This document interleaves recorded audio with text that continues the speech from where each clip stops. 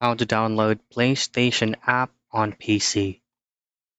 Now, we all actually know that PlayStation application is actually not available on any types of Windows or any operating system, which means it's not available on your laptop or PC.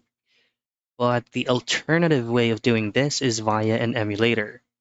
Just simply open up any reliable or preferred web browser in your end and simply type in BlueStacks. So BlueStack is actually an emulator which could run any games that is not supported on your PC but will be able to run via an emulator. If you go under the search tab, PlayStation app. The PlayStation app is actually available on Google Play Store, which means it is also available via BlueStacks.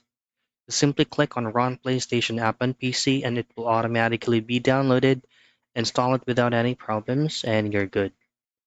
That is how you download PlayStation app on PC.